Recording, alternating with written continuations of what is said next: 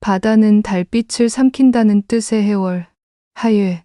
그러나 1990년대 그 마을의 달은 울지 않았다. 집집마다 불빛이 눌어붙은 밤이면 울음은 언제나 소녀의 몫이었다. 해월군 농협조합장 김진철의 기와집 대문, 양옆에 장독대, 넓은 마당, 안채의 녹달한 추녀. 그 웅장함은 말 대신 규칙을 강요했다. 아버지가 마루 끝에 앉아 신문을 펼치는 순간 숨소리마저 얇아졌다. 장남태주는 서울 명문대의 자랑이었고 아버지의 기대가 실처럼 그에게만 촘촘히 엮였다. 반면 16 서연 책장을 넘기는 손끝이 죄가 되던 나날, 여자는 말하지 않는 존재라는 집안의 법은 식탁 위그릇들처럼 차게 식어 있었다. 그의 겨울, 문틈으로 스며들던 낯선 어둠이 집안의 균형을 바꾸었다. 모두가 보는 곳에서 모범이던 오빠는 아무도 보지 않는 곳에서 다른 얼굴을 드러냈다. 낮고 서늘한 목소리, 방 안에 걸린 시선, 도망칠 수 없다는 감각. 소녀는 창호지 너머의 달을 올려다보았다. 그 달은 차갑게 빛났고 울음은 베개 속으로만 흡수되었다. 세월이 흘러 이제 할머니가 된 그녀는 그 시절을 생존의 기록이라 부른다. 기억은 냄비 가장자리에 눌어붙은 듯 쉽게 떨어지지 않는다. 그래서 그녀는 오늘도 조용히 물을 썰고 끓는 물에 소금을 한 꼬집 넣는다. 무국의 맑은 국물이 끓어오를 때 마음도 작은 파문을 만든다.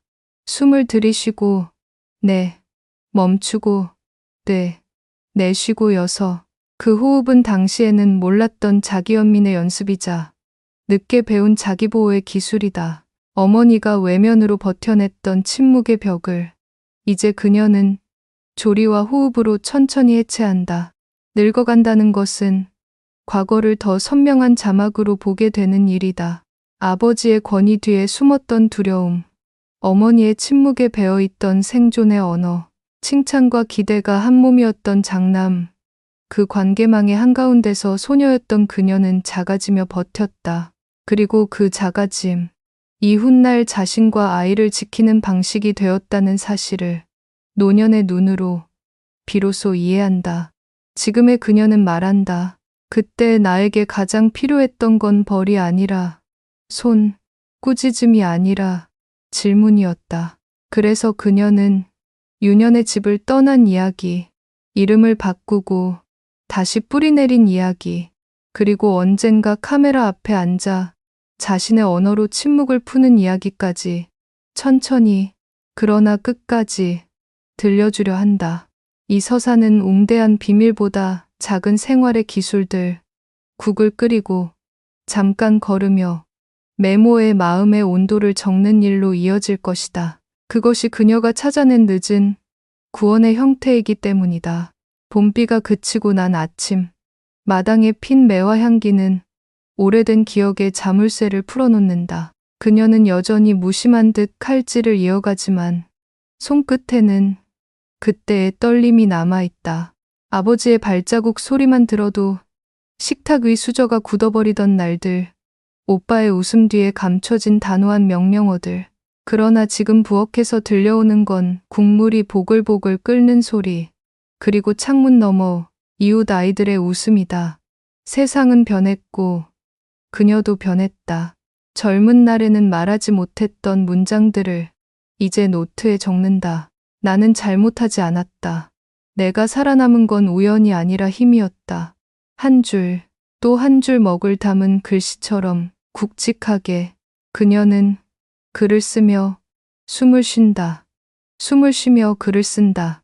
이 호흡의 반복 속에서 오래된 두려움은 조금씩 희미해지고 침묵의 벽은 눈에 보이지 않게 허물어진다. 한 번은 손주가 물었다. 할머니, 왜 이렇게 글을 많이 써요? 그녀는 웃으며 대답했다. 말하지 못했던 걸 늦게라도 들려주려고. 그 대답 속에는 유년의 눈물이 녹아있고 동시에 노년의 빛도 스며 있다. 손주는 알 수 없을지 몰라도 언젠가 자신도 알게 될 것이다. 침묵은 상처가 아니라 배운 생존이었음을. 그러나 그 침묵을 깨는 용기가 또 다른 생존이 될 수 있음을. 이제 그녀의 하루는 소소하다. 아침엔 차를 끓이고, 점심엔 이웃과 나무를 묻히며, 저녁엔 노트를 펼쳐 기억의 문장을 적는다. 그러나 그 소소함이야말로 세월을 건너온 사람만이 가질 수 있는 평화다. 바다는 여전히 달빛을 삼키지만 그녀는 더 이상 그 빛을 두려워하지 않는다. 오히려 그 달빛을 바라보며 중얼거린다. 그 시절의 나는 혼자가 아니었다. 지금의 내가 그 증거니까. 그녀의 목소리는 낮지만 단단하다. 부엌의 냄비에서 피어오르는 김처럼 말하지 못했던 이야기들이 이제야 천천히 흘러나오기 시작한다. 해가 기울 무렵 그녀는 마루 끝에 앉아 노트를 덮는다. 종이에 적힌 글자들이 노을빛에 잠기며 금빛으로 번진다. 이제는 나 혼자 간직할 이야기가 아니다. 마음속에서 오래 눌러두었던 말이 조심스럽게 떠오른다. 며칠 뒤 그녀는 마을 작은 문화센터 모임에 나갔다. 노인들이 모여 서로의 손을 잡고 안부를 묻는 자리, 종종 누군가는 옛 이야기를 꺼내놓는 자리였다. 차례가 돌아오자 그녀는 잠시 눈을 감았다가 조용히 말했다. 저는 어린 시절 집에서 말하지 못한 기억이 있습니다. 방 안 공기가 잠깐 멈춘 듯 고요했다. 그러나 누군가가 고개를 끄덕였고 또 누군가는 눈을 내리깔았다. 침묵은 낯선 것이 아니었다. 오히려 모두가 알고 있는 오래된 언어였다. 그녀는 숨을 고르며 말을 이었다. 그때의 저는 작아지며 살아남았습니다. 하지만 이제는 작아지지 않아도 괜찮다는 걸 아주 늦게 알게 되었지요.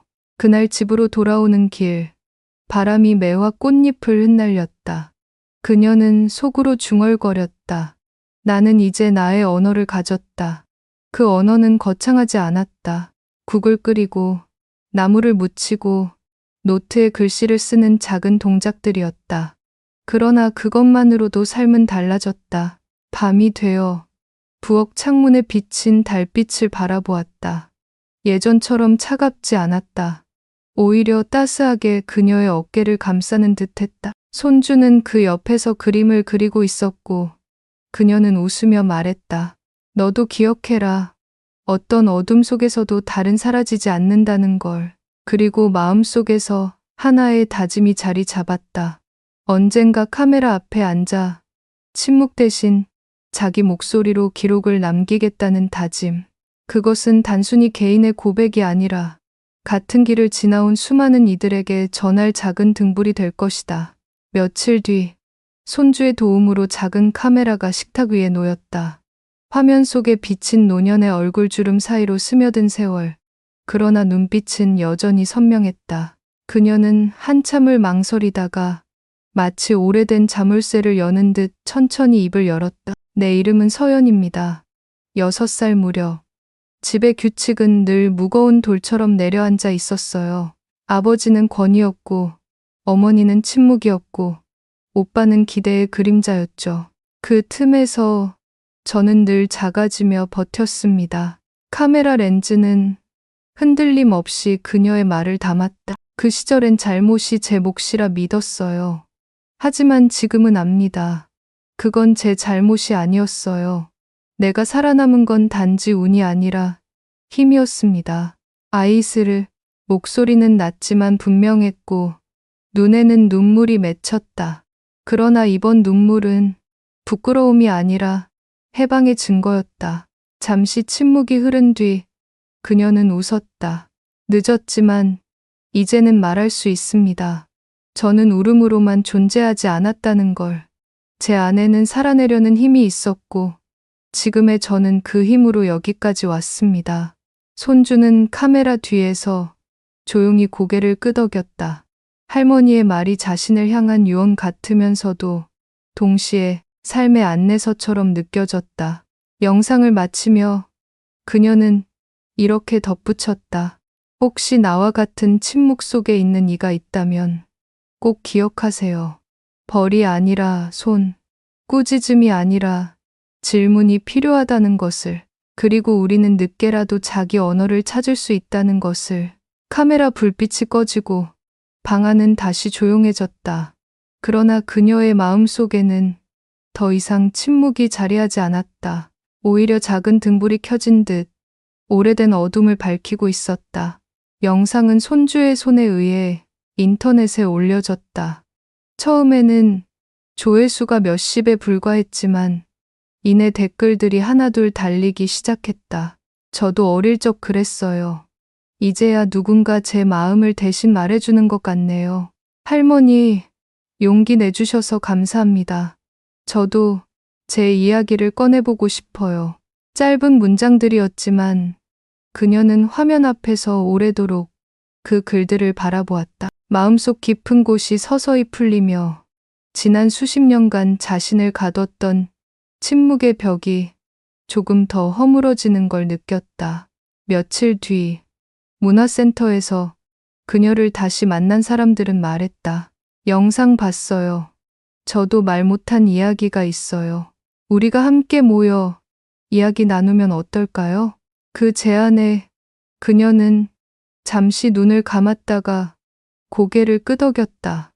이제 그녀의 이야기는 더 이상 개인의 기록이 아니었다. 누군가에게는 거울이 되었고 또 누군가에게는 위로가 되었다. 그날 저녁 그녀는 부엌에서 다시 무국을 끓였다. 국물이 끓어오르는 소리를 들으며 속으로 중얼거렸다. 나는 이제 혼자가 아니다. 달빛은 창문으로 들어와 냄비 뚜껑 위에 은빛을 흘렸다. 그 빛은 더 이상 차갑지 않았다. 오히려 따스하고 단단했다. 그녀는 손주를 불러 앉혔다. 기억하렴. 네 이야기도 언젠가는 누군가에게 등불이 될 수 있다는 걸. 손주는 크게 고개를 끄덕이며 대답했다. 알겠어요, 할머니. 저도 언젠가 제 이야기를 들려줄게요. 그 순간 과거의 고통은 완전히 사라지지 않았지만 더 이상 삶을 지배하지 않았다. 이야기를 나누는 행위 자체가 곧 치유였고 그 치유는 이제 공동체와 함께 이어지고 있었다. 문화센터의 작은 강당, 둥근 탁자 위에 따뜻한 차와 간단한 다과가 놓였고 사람들이 하나둘 모였다. 대부분은 흰머리가 성성한 노년의 얼굴, 그러나 눈빛만큼은 젊은 시절로 돌아간 듯 떨리고 있었다. 저는 어릴 적 집에서 늘 조용해야 했어요. 웃는 것도 말하는 것도 눈치를 보며 했지요. 첫 번째 용기 있는 목소리가 터져 나오자 다른 이들의 어깨가 천천히 풀렸다. 또 다른 이는 말했다. 저도 그랬습니다. 늘 참는 게 미덕인 줄 알았는데 결국 제 마음까지 감췄더군요. 그녀는 가만히 고개를 끄덕였다. 그리고 손에 쥔 작은 노트를 펼쳤다. 우리의 이야기는 다 다르지만 공통점이 있어요. 우리는 살아남기 위해 침묵했고 이제 살아가기 위해 목소리를 내고 있다는 거죠. 그 말에 방 안 공기가 한층 따뜻해졌다. 누군가는 눈물을 훔쳤고 누군가는 처음으로 웃었다. 그 자리에서 그녀는 거창한 지도자가 아니었다. 다만 자기 상처를 솔직히 드러낸 한 사람. 그러나 그 솔직함이 모두를 연결하는 다리가 되었다. 그날 모임이 끝나고 돌아오는 길, 그녀는 문득 하늘을 올려다보았다. 구름 사이로 둥근 달이 떠 있었다. 예전에는 두려움의 상징이었던 그 달이 이제는 서로의 이야기를 비춰주는 등불처럼 느껴졌다. 집에 돌아와 부엌 불을 켜고 다시 국을 끓였다. 냄비에서 피어오르는 김을 바라보며 속삭였다. 우리는 혼자가 아니야. 나도, 너도 우리 모두. 그다지고 오지는 그 목소리는 부엌 벽을 넘어 지난 세월의 침묵을 넘어 지금 이 순간에도 여전히 고요히 퍼져나가고 있었다. 며칠 후 마을로 낯선 손님들이 찾아왔다. 손에 카메라와 녹음기를 든 젊은이들이었다. 그들은 지역 신문사에서 봉사처럼 운영하는 청년 기록단이었다. 할머니, 영상을 보고 왔습니다. 직접 뵙고 이야기를 더 듣고 싶어요. 처음에는 망설였지만 그녀는 곧 고개를 끄덕였다. 이제는 숨기기보다 나누는 것이 더 큰 힘이 된다는 걸 알고 있었기 때문이다. 거실의 작은 탁자 위에 차가 놓이고 녹음기가 켜졌다. 저는 어린 시절 집안의 규칙이 무겁게 내려앉아 있던 시대를 살았습니다. 그 규칙은 침묵이었고 그 침묵 속에서 저는 작아지며 살아남았죠. 하지만 지금은 압니다. 그 침묵을 깨는 용기야말로 또 다른 생존이라는 걸요. 젊은이들의 눈빛은 진지했다. 그들은 그녀의 손등에 새겨진 세월의 주름을 바라보며 메모를 적었다. 그녀는 문득 웃으며 덧붙였다. 이제는 벌이 아니라 손이, 꾸짖음이 아니라 질문이 필요하다는 걸 꼭 전하고 싶습니다. 그 말은 단순한 개인의 고백이 아니라 세대를 넘어 전하는 메시지처럼 울려 퍼졌다. 젊은이들은 고개를 끄덕이며 말했다. 이 이야기를 더 많은 사람들에게 들려드리고 싶습니다. 괜찮을까요? 그녀는 잠시 눈을 감고 달빛을 떠올렸다. 그리고 천천히 대답했다. 네, 괜찮습니다. 이제야 제 목소리가 세상에 닿을 수 있다면 그걸로 충분합니다. 그날 밤, 그녀는 일기를 쓰며 손끝에 작은 떨림을 느꼈다. 그러나 그 떨림은 두려움이 아니라 설렘이었다. 어쩌면 자신의 이야기가 누군가에게 길잡이가 될 수도 있다는 기대. 창문 밖 달빛은 여전히 부엌창을 비추고 있었다. 그러나 이제 그녀는 더 이상 그 빛을 혼자 바라보지 않았다. 함께 나눌 사람들이 생겼기 때문이다. 며칠이 지나자 그녀의 이야기를 담은 기사와 영상이 지역 신문을 넘어 전국 포털 사이트에 퍼졌다. 낯선 이름들이 댓글을 남겼다. 저도 어린 시절 비슷한 경험이 있었어요. 이제야 제 상처가 혼자가 아니라는 걸 알았습니다. 할머니의 목소리에 용기를 얻었습니다. 저도 제 이야기를 꺼내보려 합니다. 그리고 우편함에는 손편지가 하나둘 도착했다. 어떤 이는 오래전 가정에서 겪은 침묵을, 또 어떤 이는 아직 말하지 못한 두려움을 적어보냈다. 봉투마다 다른 필체였지만 공통된 마음은 하나였다. 당신의 용기가 제 삶을 비췄습니다. 그녀는 편지를 읽을 때마다 가슴 한가운데에서 작은 등불이 켜지는 듯했다. 오랫동안 자신을 가뒀던 어둠이 이제는 수많은 목소리와 함께 밝아지고 있었다. 문화센터 모임은 점점 커졌다. 이제는 젊은 세대도 찾아왔다. 저희 부모님도 늘 침묵 속에서 살아오셨어요. 저는 아직 어려서 잘 모르지만 할머니 말씀을 들으니 제 안에도 무언가 움직이는 것 같아요. 그녀는 웃으며 말했다.